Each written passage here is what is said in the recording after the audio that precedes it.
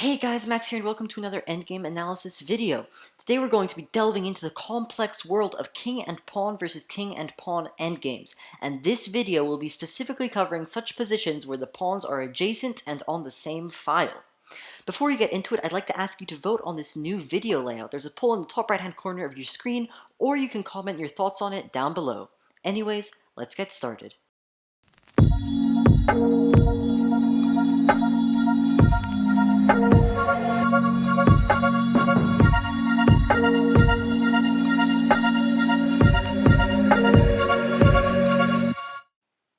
Due to the material equality, these endings are generally drawn.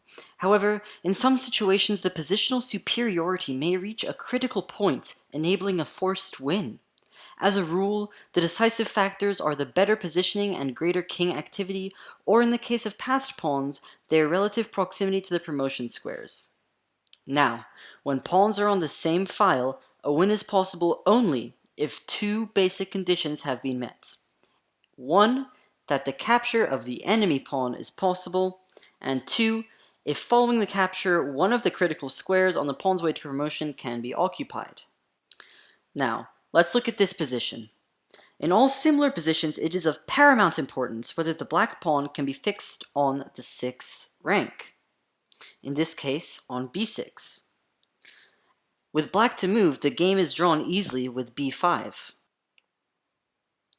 This prevents the white king from occupying the 6th rank and capturing the pawn.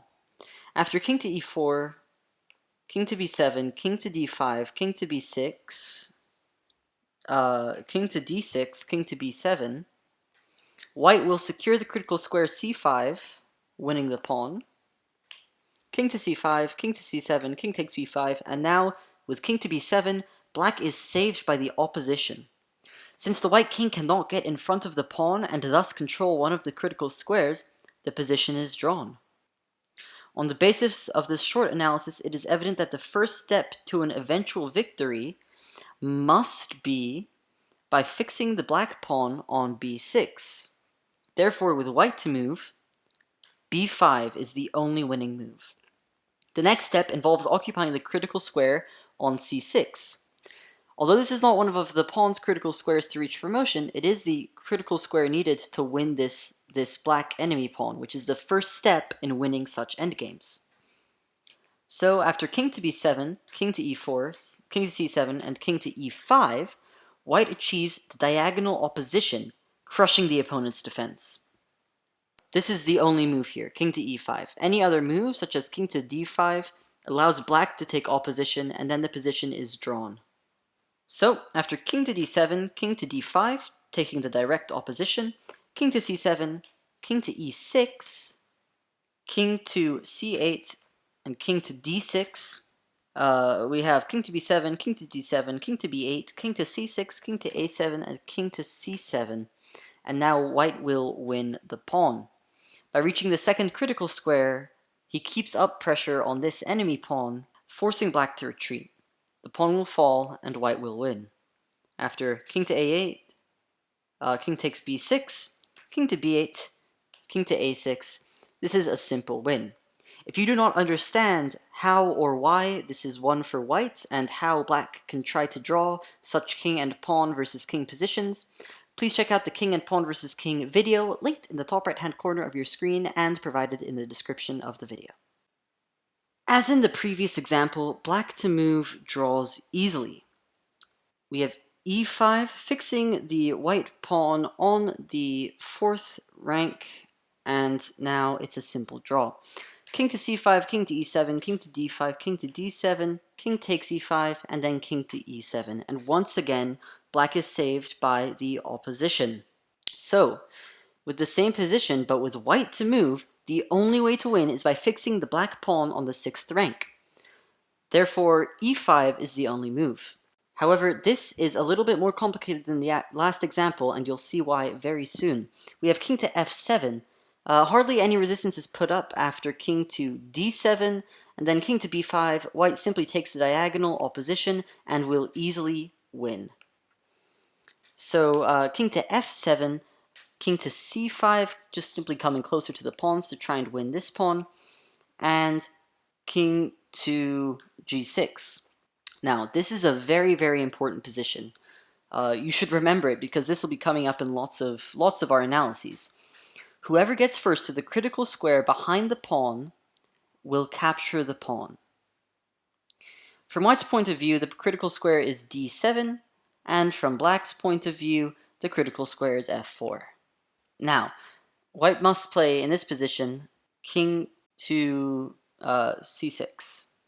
A blunder here would be king to d6, because after king to f5, white would be in a Zugzwang, and they would have to move away from their pawn somewhere, anywhere, after which black would take it and go on to win the game. So therefore, we have king to c6, king to g5, black is attempting to reach his critical square, and now king to d7.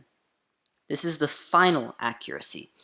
By occupying the more distant square, white guides the black king to f5, here, to, of course, protect the pawn. Because if the black king goes to f4, white simply takes and will promote. So after king to f5 here, white can then take control of this d6 square, and now it's black who's in Zugzwang, and after moving the king away, white will win the pawn and the game.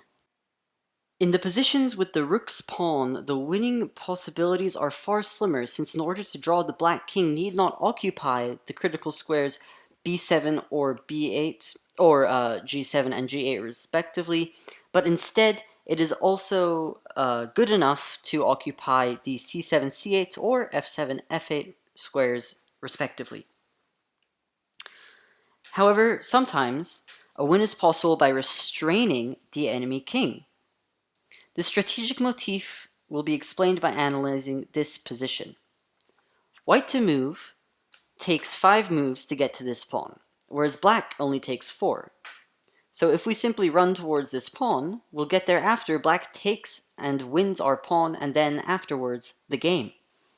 To illustrate this, if we simply run towards our pawn, we won't get there in time, and black will win the game. So the correct move is king to e6, because with the geometry of the chessboard, kings moving diagonally somewhere is just as fast, the king moving diagonally somewhere, like so, takes just as many moves as the king moving somewhere like so. So this does not waste any time. After king to e6, king to c3, king to d5 here. This enables white to capture the pawn in 5 moves and prevents black from reaching this pawn in time. It prevents black from reaching c7 via the shortest route. c7 being the square that black needs to reach to draw, of course. So, after king to b4, king to c6, king to a5, king to b7, white gets there before black does. We have king to b5, king takes a7, king to c6, and king to b8. And we see here, by employing this strategic motif of blocking off the enemy king, black didn't get to our pawn in time, and they also didn't get to these drawing squares on c7 and c8 in time. Because, of course, in this position, if the black king were here or here, it would be a simple draw. Well, in this case, if the black king were here, it would be a simple draw. And then they would simply go between here and here, and either draw by repetition, by agreement, or by stalemate. The motif of restraining the king's activity for the sake of gaining a tempo also arises in positions with mobile pawns, pawns that can still move, meaning, are still on the board. Since white is one step nearer to the enemy pawn and also has the move, the win seems rather basic. However, black is threatening to launch a counterattack against this here g3 pawn. White must attempt to capture the g7 pawn while at the same time preventing the black king from approaching his pawn. Therefore, c5 is played. This is the start of a mission to intercept with the black king's path towards this pawn. We have king b3 and king to d4, once again preventing black from reaching this pawn very well. This is, once again, the only move. Here we have king to c2. Now, black's only chance consists in launching a counterattack on the white pawn. If he had played the more passive king to b4, then white would simply win via g4, king to b5, king to d5, king to b6, g5, king to c7, king to e6, king to d8, and king to f7. White just gets there before black does, which is, of course, the whole reason that black, being in this inferior square, had to try and make play against white's pawn. So, after king instead to c2 there, instead of b4, we have king to e3, intercepting the black king's path. King to d1, and now g4. Having thwarted the efforts of the enemy king to approach his pawn, white simply improves his position and is headed for g6. We have king to e1. King to c2 would be met simply by g5 and g6, following by transferring the king to f7. g5, king to f1, and king to f3. Once again, simply blocking out this black king to these squares on the back rank. With this tactic of interception, white is completely dominating the black king and giving him no squares to work with. King to g1, g6, king to h2, and king to g4. Another multi-purpose move. The white king is heading for f7, and at the same time restricting the black king from making his way up the board. King to g2, king to f5, king to g3, king to e6, king to g4, king to f7, and the black king has belatedly reached h6. The game is very easily decided. After king to g5 and then king takes g7, this is a simple win for white. Now, I thought I'd throw this one in as a sort of a novelty, and in this example we will witness a brilliant manner of avoiding the barricade by white's king, as seen in the previous examples where white successfully blocks the black king out. In this game, black's only drawing move is the study-like king to a1. The seemingly logical king to c1 loses to king to c3. White gets one square nearer to the critical square g7 at the same time, and at the same time is preventing the black king from reaching the safe square f7, where it can force a draw. So, after king to a1, king to c3, we have king to a2. This is the only move. Now we can see that black, in his sights, has the a2 to g8 diagonal, which is the shortest route to the square f7. It is important to note that the route chosen by black has no collision points with white's route to g7.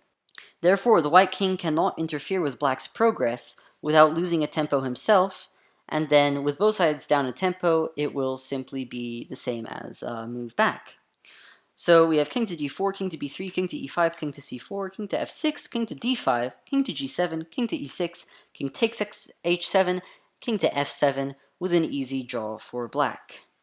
Alright guys, thank you very, very much for watching all the way to the end of the video. I know it was a bit longer than usual, but I just couldn't resist throwing in that extra little study at the end. What a beautiful position. Anyways, coming up, of course, we have all the different types of king-pawn versus king-pawn endgames, and I will continue making my opening videos, classical analyses, and, of course, the almost daily streams. Anyways, thanks for watching, and I'll see you next time.